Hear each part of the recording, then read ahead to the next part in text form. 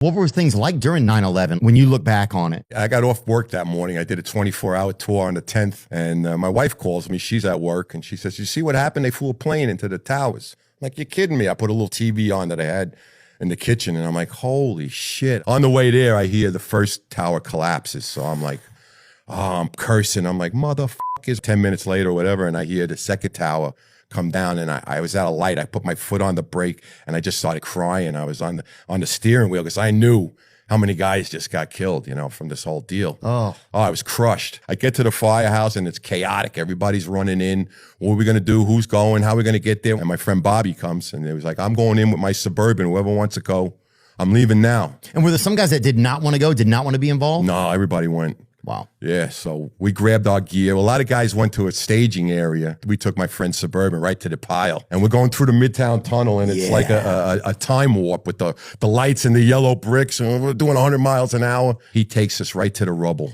And we get out of the car, and it's dark like an eclipse. And all the stuff is coming down on us, all the paper and the ash. Yeah, it was dark. The walls were standing still. Did it look something like this, or it looked just different? like that? Only that's a week later or whatever, maybe. But it was dark, and when we got out of the car, we couldn't breathe. And then I noticed there was an old hardware store right across the street with like a glass door. So I grabbed a tire iron, I went over, I smashed the door open, and we all went in. We grabbed ropes and masks and sledgehammers, whatever. Cops came in behind us. Everybody was grabbing shit.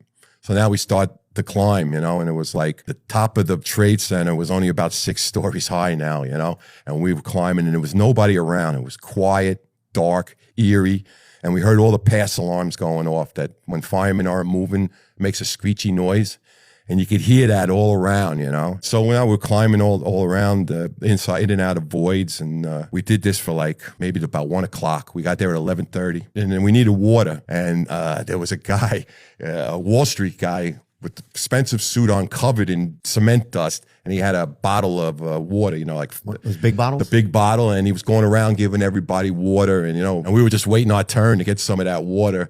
And as we were doing that, these 4 women, they come out of nowhere. They set up 2 barrels, a piece of plywood. They had Wonder Bread and peanut butter and jelly, and they started making sandwiches out of nowhere.